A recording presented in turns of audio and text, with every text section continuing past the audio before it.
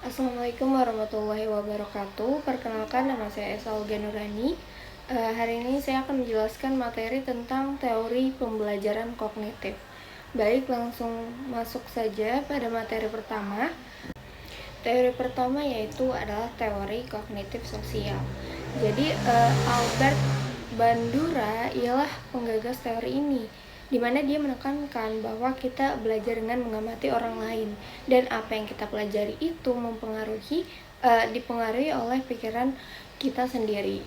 Nah, teori ini menjelaskan bahwa belajar itu tidak hanya soal menerima informasi, tapi juga melibatkan bagaimana sih kita berpikir atau kognitif, bagaimana lingkungan sosial mempengaruhi kita, dan bagaimana perilaku kita sendiri berperan.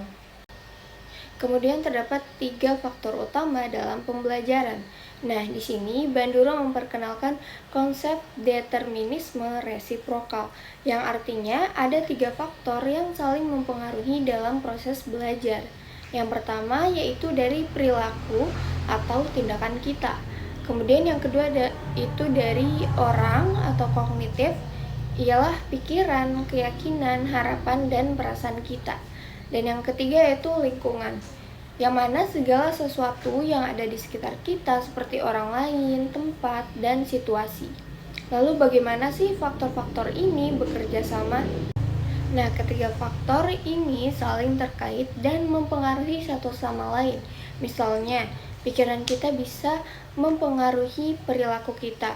Kemudian perilaku kita bisa mengubah lingkungan kita, dan juga lingkungan kita bisa mempengaruhi pikiran kita. Contohnya, ketika seorang siswa percaya dan dia bisa berhasil, dia akan lebih giat belajar. Dan jika dia berhasil, maka dia akan semakin percaya diri. Lalu jika lingkungan sekolahnya mendukung dengan program belajar yang baik, maka siswa itu akan semakin terbantu dalam proses belajarnya. Kemudian Bandura mengatakan bahwa efikasi diri memiliki pengaruh yang kuat terhadap perilaku. Efikasi diri ini ialah keyakinan seseorang terhadap kemampuannya untuk berhasil dalam melakukan suatu situasi. Keyakinan ini sangat mempengaruhi perilaku. Siswa dengan efikasi diri yang tinggi, ia cenderung lebih berani mencoba dan gigih dalam belajar. Selanjutnya yaitu materi observasi. Nah, pembelajaran observasi adalah cara belajar di mana kita mengamati orang lain. Di sini kita belajar keterampilan, strategi, dan keyakinan baru dengan melihat apa yang dilakukan oleh orang lain. Ini biasanya lebih efisien daripada belajar dengan hanya coba-coba. Kemudian terdapat 4 proses kunci pembelajaran observasi. Yang pertama yaitu ada perhatian, di mana kita harus memperhatikan apa yang dilakukan atau dikatakan oleh orang yang kita amati. Orang yang menarik perhatian kita, misalnya guru, maka itu akan lebih mudah untuk kita tiru. Contohnya, ketika seorang siswa memperhatikan dengan seksama saat guru mendemonstrasikan cara menyelesaikan soal matematika di papan tulis. Kemudian yang kedua yaitu retensi atau penyimpanan. Nah, bagian ini di mana kita menyimpan informasi yang kita amati dalam ingatan kita. Penjelasan yang jelas dan contoh yang menarik ini dapat membantu kita untuk mengingat. Contohnya, ketika seorang siswa mencatat langkah-langkah penyelesaian soal matematika yang sudah dijelaskan oleh guru agar dia bisa mengingatnya. Dan yaitu yang ketiga ada produksi atau reproduksi. Di sini kita harus bisa meniru perilaku yang kita amati. Latihan dan praktek juga membantu kita untuk meningkatkan kemampuan untuk meniru. Contohnya, ketika seorang siswa mencoba menyelesaikan soal matematika serupa di rumah dengan mengikuti langkah-langkah yang sudah mereka ingat. Kemudian yang keempat yaitu adalah motivasi. Nah, kita harus memiliki alasan untuk meniru perilaku tersebut. Pemberian penghargaan atau melihat orang lain dihargai ini bisa meningkatkan motivasi kita. Contohnya, ketika seorang siswa termotivasi untuk belajar matematika karena mereka ingin mendapatkan nilai bagus di ujian. Selanjutnya yaitu pendekatan kognitif perilaku. Nah, pendekatan ini berfokus pada membantu seseorang untuk mengendalikan perilaku mereka sendiri daripada dikendalikan oleh faktor luar. Menggabungkan psikologi kognitif dan behaviorisme, ini tujuannya untuk mengubah pikiran negatif, meningkatkan kemampuan mengatasi masalah, dan mendorong refleksi diri yang positif. Nah, teknik kognitif perilaku ini ialah metode pembelajaran mandiri.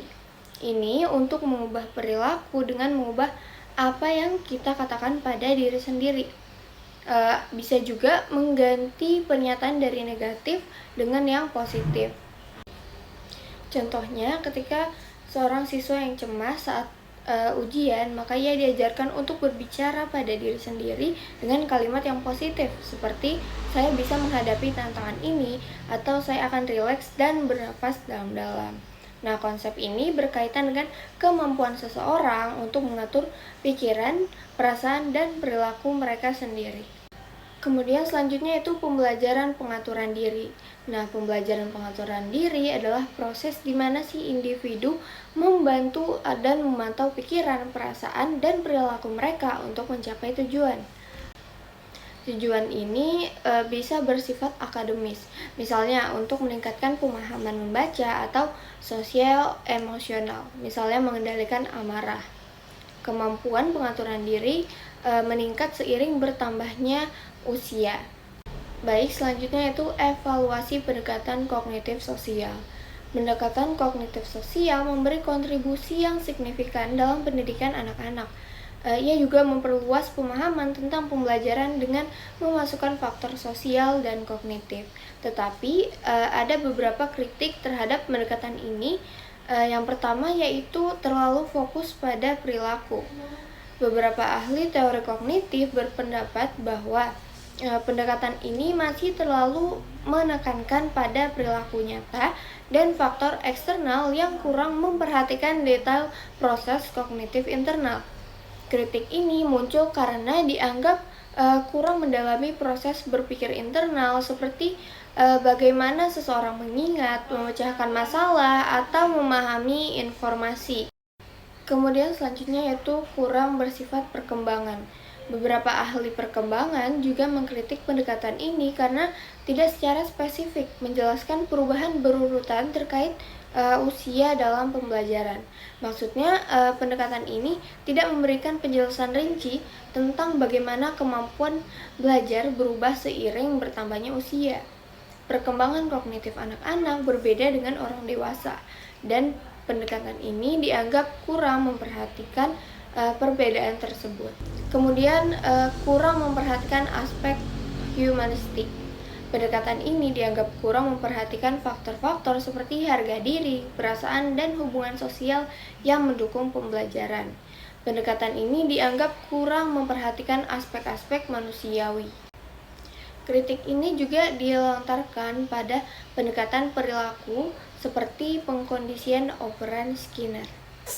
Nah, mungkin ini saja yang dapat saya jelaskan tentang teori pembelajaran kognitif. Kurang lebihnya saya mohon maaf.